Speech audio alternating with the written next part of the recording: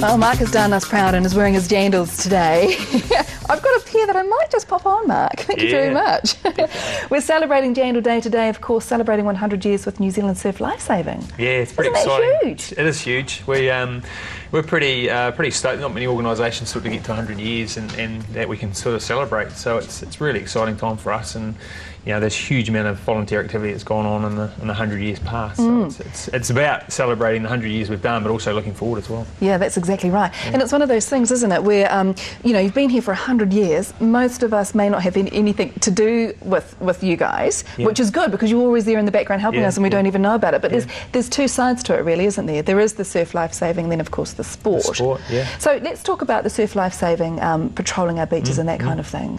Tell us what that's all about. Yeah, well, within the Christchurch City area, there's 8 beaches that are patrolled, and they're patrolled traditionally from sort of early November through until the end of March. So there's roughly 20 weekends that our guards are out there patrolling. Last year they did around 70 rescues and put 20,000 hours on the beach for volunteer patrolling. So there's that part, and then the other part that is provided is a full-time paid lifeguard service through the Christmas school holidays. So that's sort of Monday to Friday, and that's supported by the Christchurch City Council, which we very much appreciate, and does help the service that's provided. So that's the life-saving side of it. Huge amount of activity that goes on, and then of course the sports side is really exciting. I mean, that's, for me, it's really important, just as much as important as the life saving. So you compete in the I used to compete. Sport? I used to race the inflatable rescue boats that we have, the orange rubber duckies. So where did you do that in Christchurch? Yeah, I actually grew up in Dunedin, so I'm a Dunedin boy. So you're what's your beach down there? Brighton Beach in Dunedin. So it's got a cousin here in New Brighton. But the sports side is really important for the retention of our lifeguards. They go out there, do their patrols, and then sort of go off and do the competitive side as well, which helps retain them in the sport. So the organisation. And we have a good amount of people involved in this sport as well, don't we? And it's growing too, isn't it? Yeah, well, throughout the country we've got 15,000 members. Of those, around 5,000 are under 14, what we call our junior surf or nippers, it's a sort of slogan.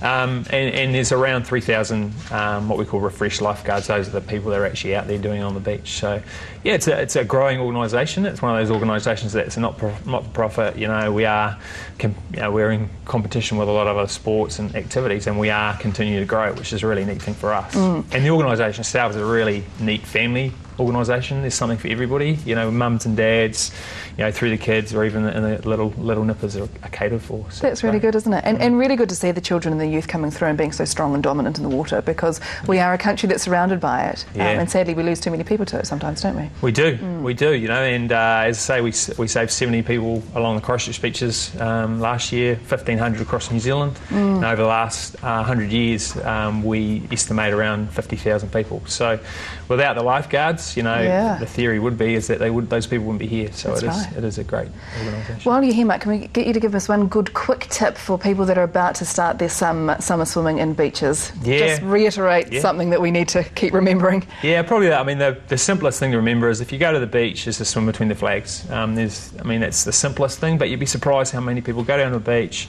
see the flags, and then walk right past them. It's crazy. So that would be probably the most important thing that we preach, really, is and they're there for a reason. They are. Well, they do signify the safest piece of beach that we can find at that period of time, and our job is really to keep people in between the flags, and we'll really provide that really safe service for them. Fantastic. Well, Mark Wetherall, thank you very much, and of course do support National Jandal Day today. It's in support of New Zealand surf life-saving. So if you see everybody out and about, do give generously and help fund this wonderful cause. Get yourself some jandals too, and have a look at the website, because that tells you everything that you need to know. So today's the day. nationaljandalday.co.nz is the website.